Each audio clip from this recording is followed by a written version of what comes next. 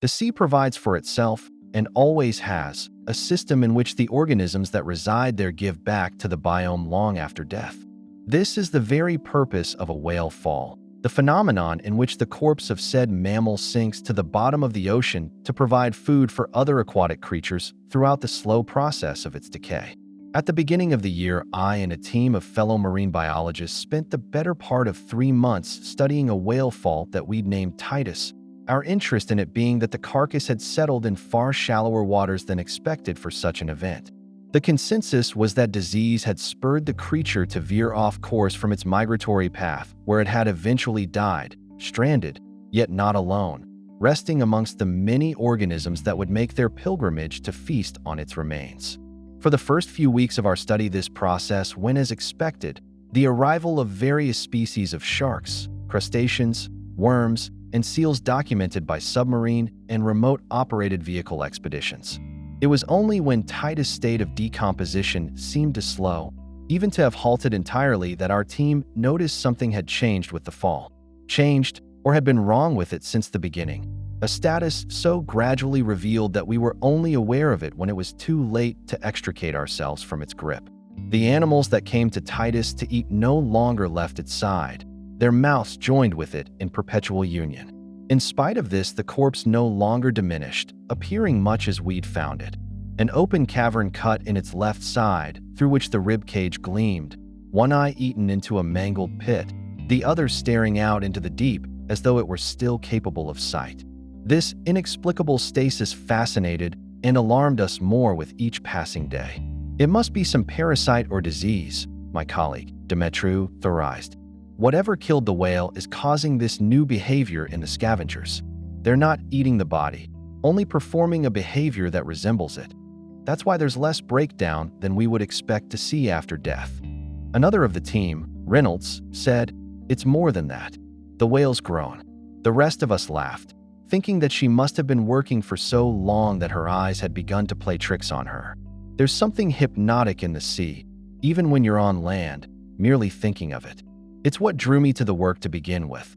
The fascination of things even experts have only just begun to understand and likely never fully will. You get caught up in it all sometimes. I know I have before. "I'm telling you the whale's grown," Reynolds insisted. "About a foot in length. Not much, but it's undeniably bigger than it was, and it shouldn't be. You don't have to take my word for it. Look at our most recent footage and compare it to the first images we took at the start." She was right, and how we'd all missed it I can't properly explain. We'd all put the same amount of time and effort into the study, should have seen the alteration as she did. But then perhaps we had, and had simply not wanted to consider the implications of the fact. The weirdness of it all. "Parasites," Demetriou said again with satisfaction. "They're bloating the tissue, making it look like it's expanded." Reynolds shook her head. "No, that's not it. You can see that none of the animals around the whale have died or even lost significant weight, and what little they have shed isn't from starvation." "Then what?" I asked.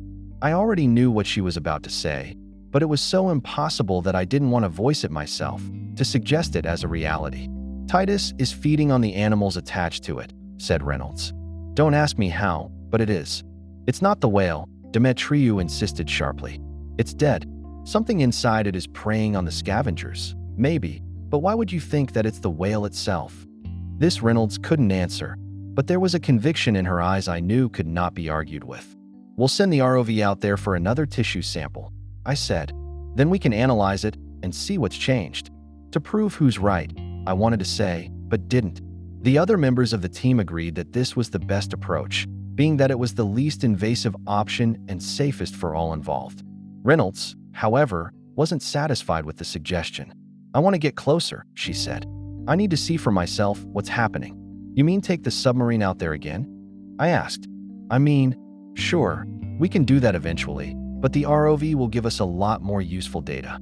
We can capture one of the smaller specimens feeding on the whale so we can test it for parasites or disease." Demetriou and Barden were nodding along with this, but Reynolds had turned her head away at an obstinate angle, a muscle in her jaw twitching savagely. "Look," I said, "our last expedition was barely 2 weeks ago. I doubt that anything will have come about since then that's even visible to the naked eye." Reynolds drummed her right hand on a nearby desk. We could dive down to it, she said. The water is shallow enough. Not a good idea, said Barton. There are sharks and other predators feeding on the whale that might turn on us if they feel like it. I mean, I've dived with sharks before, but it's not something I'd recommend outright. They're unpredictable. Besides, we could end up disturbing the other scavengers, disrupting the natural process. It'll alter our findings. Reynolds got up from her chair and began to pace the laboratory, Barton watching her with a pensive disquiet. No dive, I said. If Demetriou is right, then it's really not safe to get that close to the whale even in protective gear. It's better to be safe than sorry. You know that. Watching Reynolds' stubborn face twist, I felt a tug of unease, unable to understand why she was so set on the idea when she knew better. Fine, she said. No dive. She went out through the laboratory door, letting it bang shut in the frame behind her. Barton flinched and laughed shakily. Yikes, he said. What's going on with her? She's obsessed, said Demetriou, her lip curled. She's barely taken a break since we started. Skips meals. Doesn't sleep. If you ask me, it's not about the work at all. What do you mean? I asked. You're thinking mental health stuff? Family issues. Demetriou shrugged. I don't know, but it's something. The other night, she was talking about the whale song we've been hearing on our last few trips, saying she thinks it's connected to the fall. It makes no sense, obviously. You'd better keep an eye on her, Heaney. You know her better than the rest of us. I sighed, aware of the accusation in Demetriou's voice. She's your problem, she meant, not ours. If there was something wrong, then she would have told me. I said, Reynolds isn't really one for keeping secrets. I think it's just the study, how odd it all is. I can't blame her for being a bit unsettled. I am too. If there is an infectious disease or parasite situation going on down there, we'll need outside help. She doesn't think that's what it is, though, said Demetriou. You heard her. She thinks that the whale's still alive, somehow. You can't tell me that's a normal way of thinking. She looked at me in an almost suspicious fashion, as though she believed that I was implicit in covering up some secret. I'm sure she's just tired and a bit paranoid like the rest of us, I said. Let's just leave this for now. We'll send Mercutio out in the next few days. Is that okay?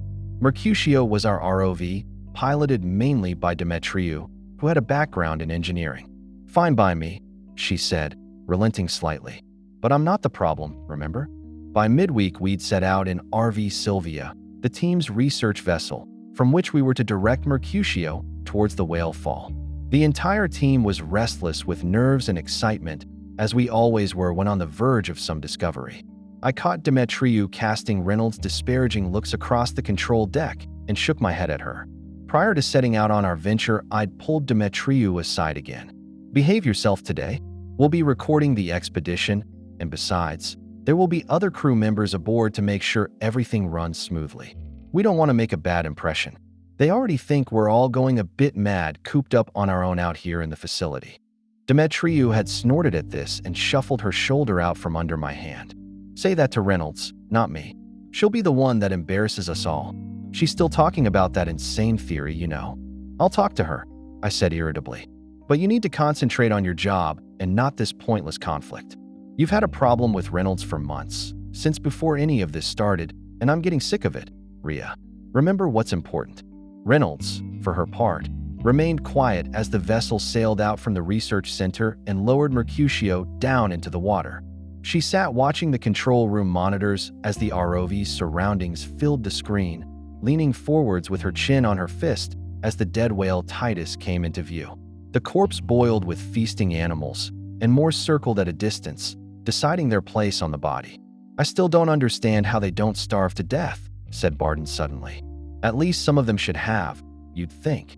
It's some kind of symbiotic relationship, I guess, said Demetriou, turning Mercutio slightly to the left. The scavengers will survive until the parasites inside the whale drain them of all nutrition. After that, they'll die, fall away, and be replaced by the others attracted to the body. Pretty clever place to hide, if you think about it. Lots of live food around. Demetriou talked with a brash confidence I didn't quite believe in. I could see the stiff set of her wiry body, the way her left eyelid had begun to twitch at random intervals. She was as lost as any of us in all this, but it comforted her to pretend that she knew better, that we were all fools not to understand it as she did. We all fell silent as we crowded around the monitors, Mercutio's leisurely approach expanding the image of the whale fall. Titus lay like a drunken giant in that orgy of feasting, the one untouched eye gazing up at the camera as though inviting us to join in that revelry. Some of the smaller animals had begun to look noticeably fragile, and it struck me that in the time we'd taken to prepare for our venture, whatever was in the whale had begun to feed with more rapidity than before. Reynolds was muttering something I couldn't quite discern over the chatter of the others in the room. "I'm going to try and get close enough to collect the samples now," said Demetriou. "Maybe from 2 different places. What's left of the meat still on the ribcage and the areas where the scavengers are swarming now. They might give us different results." Reynolds twitched at this but didn't speak, and I wondered what she was thinking.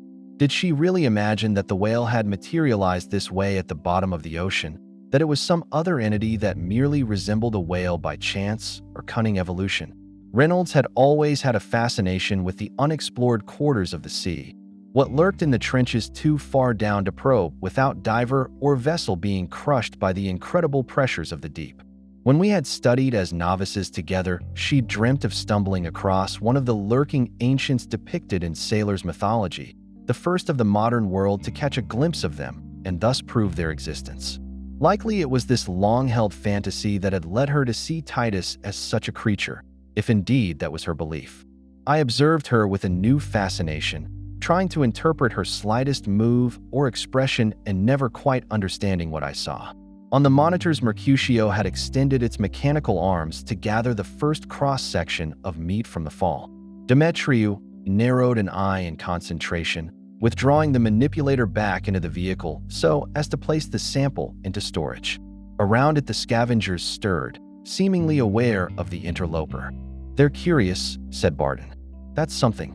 We all knew what he meant, having each had the same unspoken worry that the animals would have no response to stimulus, no more than growths on the flesh. Yet they did not detach themselves from the whale to follow the robot, only watched as it traversed to their side of the body. "All right," said Demetriou. "Let's go again. After you do that, see if you can pick up one of the crabs," I suggested. "They're small enough to transport." It was as I said this that a pair of tiger sharks that had been circling the whale turned sharply in towards Mercutio and snapped at it, ripping at the foam on its frame. "Stop moving it," I said. "They'll probably lose interest." Demetriou obeyed, but the sharks persisted, their attacks not the idle interest of animals encountering a foreign object, but those with intent to kill. "They're defending the whale," said Reynolds suddenly. "They know about us." "Titus knows." "Don't say that," said Barton. "That's ridiculous." But I could tell by the way he was tugging the zip of his jacket up and down that he was nervous. His eyes tracked the other animals surrounding the fall as though beginning to interpret their activity as Reynolds did. "Shit," said Demetriou. "I'd better get Mercutio out of there. We'll have to come back again another time, or we'll lose what we have already." I watched tensely as the ROV withdrew from the body of the whale.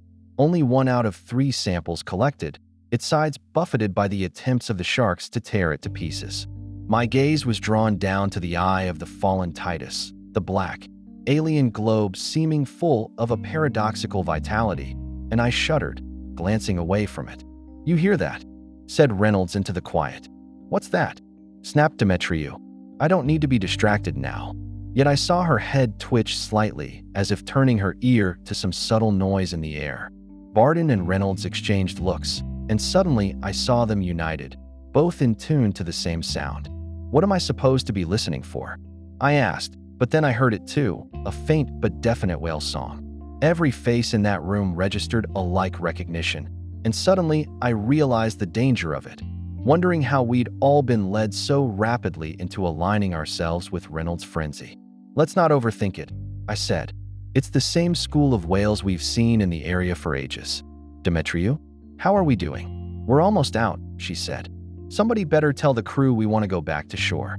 Barton stood, nearly tripping over his seat. "I will." He couldn't seem to stand looking at the monitors, shielding his eyes with one raised hand as he scurried out of the room. We were all glad when the screens went off except for Reynolds, who went across to the glass and touched it as though she might feel the whale through the surface. Demetriou rounded on me, her expression thunderous. "Don't," I mouthed. "Not now." Once we were safely back at the facility, I whisked Reynolds away and sat her down in one of the offices. "Deanna," I said. What's going on? You're scaring everyone with all this stuff about Titus. Putting ideas into people's heads that shouldn't be there. She shrugged, sullen and unmoved. I think Demetriou's right, I went on. We need to reach out to disease control. There's something infectious coming off that whale.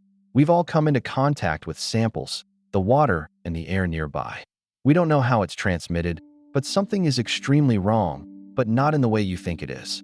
What you're saying about the whale itself being alive and doing all this, it isn't possible. I wouldn't say that, said Reynolds. We don't know enough about the sea to know that it isn't a new organism. Who's to say that this whale, or this species that looks like one, isn't mimicking a major food source to call animals to it and provide itself with nutrients? There's not much proof of that yet, I said, though I suppose it's a possibility. But the way you talk about it all makes it sound like there's something else you think is happening here.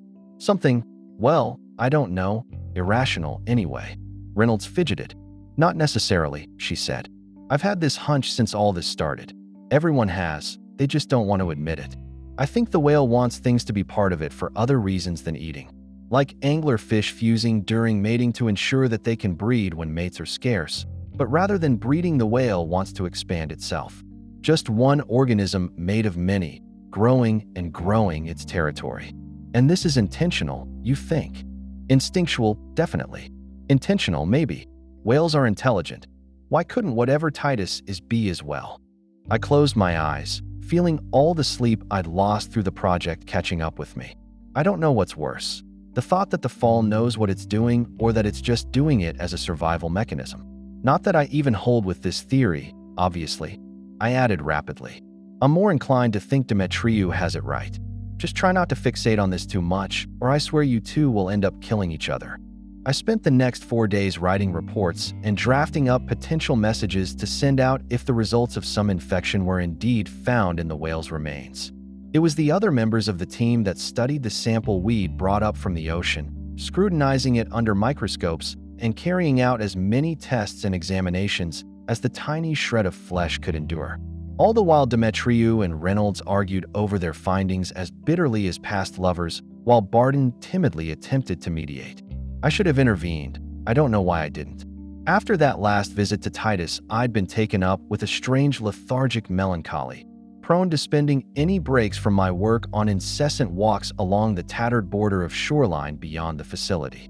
There I listened to the song of the whales that seemed always to circle us now, or else to the call of the one we called Titus, if Reynolds was to be believed. I felt a longing for something I couldn't quite describe, a loneliness that my team no longer satisfied, particularly now that they'd grown close in a way I found myself unable to penetrate. Only when, early one morning, I was roused by Demetriou shaking me in my bed did it occur to me that I'd missed the touch of another's flesh upon mine, though not in this way, I sensed, but one closer, more intimate than that. Reynolds and Barden are gone, said Demetriou. They've taken a boat and some of the diving gear with them. They carried off the sample with them as well. I slapped at both of my cheeks sharply in an attempt to rouse myself. What? I said. Why on earth would they do that? Demetriou's eyes shifted guiltily aside. There was a fight last night. The same thing we've been bickering about for days. The tissue we took from the whale, it's impossible, but our tests showed that it was from a still living animal. I said that there must be a mistake, and Reynolds shouted that I was lying to myself and that I knew the same thing she did. I don't remember much of what was said after that. We'd been drinking. There was some pushing each other, Barden getting in the middle as usual. But then he was on her side, saying I had to see it all now and that I should stop struggling all the time. He said it very calmly, like he was trying to make me understand, but I was so annoyed that I told him to shut up and went to bed. Then this morning they were both gone. Clearly they're going to dive to the fall. Horror clapped my throat shut, and for a second I only looked about me, wondering how I'd let my team slip into chaos within just a handful of days.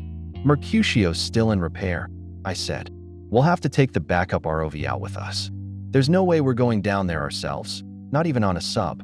I think that's how this happened. We've always gotten too close. After informing the relevant authorities as to what we'd suspected to have happened, Demetriou, myself, and a crew of sleepy-eyed and bewildered mariners boarded the RV Sylvia on an emergency expedition. It was dangerous for us to have taken even this measure, I suspected, but I had to see with my own eyes what had happened to my team, to confirm the theory that had eaten through us all like rot. We found the boat Reynolds and Barden had stolen floating to the right of the area in which Titus was situated, unmanned and obviously abandoned. The deck was dry, implying that neither member of the team had returned to it even once from their dive.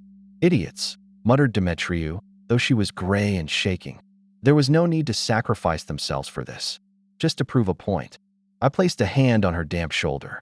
Her sweat had the same salt scent as the sea. "I don't think that's entirely why they did it," I said. "And I don't think you do, either. You felt it, haven't you? Something you can't explain calling you out here, down there." Demetriou didn't reply, only stared at the empty boat drifting beside us. "You have," I said. "Just like I have. Like they did. You've just been trying to ignore it. They couldn't." I drew Demetriou away from the water, fearing that one of us would succumb to the same urge to pitch over the side of the vessel that had taken our companions. "Let's go down to control," I said. "Let's see what's happened." I and a few curious members of the crew stood watching tensely as Demetriou sunk the backup ROV into the depths with an uncharacteristic reluctance. The black shape of the whale fall filled the monitors, then gradually the details of its mutilated flesh and those that fed upon it. Reynolds and Barden were amongst those animals, their regulators torn free and cast aside so as to sink their teeth into the whale's hide as best they could. Their limbs kicked lightly at the water, signaling the impossible life that was still in them despite the absence of air left in their lungs. "Mother of Jesus," said one of the mariners standing behind me. "What the hell is happening?" "Get closer," I said to Demetriou. "I need to see their faces." In silence, she obeyed, maneuvering the ROV until Reynolds and Barden's eyes shifted up to the camera in unison, each dull, lacking in their natural character, and yet compelled by some reflex of enduring vitality that was perhaps not their own. As the ROV turned this way, then that I saw that the mouths of our lost crew, like those of the scavengers around them, had grown into the flesh on which they feasted, fused with the great whale. All of them one. The eye of the fallen Titus watched us withdraw, and before the monitors shut off, I swear I saw it move. What happened after that I can describe only vaguely, being that myself, Demetriou, and the crew of the RV Sylvia were all placed in urgent quarantine by government forces the moment we stepped foot on land. We were aware of the area being closed off to the public, air and sea crafts of endless variety swarming the waters at a safe distance from the fall. Presumably the whale was contained and will likely be destroyed when the means of doing so without spreading any hypothetical infection have been determined by the relevant experts. Reynolds and Barden are considered legally dead, a fact one of the doctors on this lonely ward confided in me through pity, I suspect. I don't believe any of the government scientists understand what we discovered in the ocean, and perhaps only those joined with the whale fall ever could with any true clarity. The experts only know enough of its effects and their contagion to have separated my colleagues and I from one another in a guarded hospital somewhere very far inland. This done to protect, isolate, and most importantly to study us, we few touched by the whale's influence to have survived. How long they intend to keep us here, I do not know, nor will my keepers tell me. Perhaps when the whale is no more than an account guarded and concealed from public knowledge, having been blown apart by military explosives or brought up to the surface to burn. When this occurs, I wonder if I will know, if I'll sense it in the end of my connection with the whale, or if like the after effects of illness my experience will go on, my mind and sense of self ever altered by it. I still hear whale song frequently, likely only hallucination, now, and yet it's real enough to me. I question if the other survivors in their separate rooms hear it as I do, the call to go down to it, summoning the water in my body and the salt in my blood. I don't know how much longer I could have resisted on the outside even if, like Demetriou, I tried. Days, I think, no more. Though I know now what would have become of me once I joined with that cult of flesh, I still can't help, in part, but want to meld with the great many that is the whale Titus and its thralls, for in my death, or half-death, life in all its beauty and horrible mystery would have persisted through me.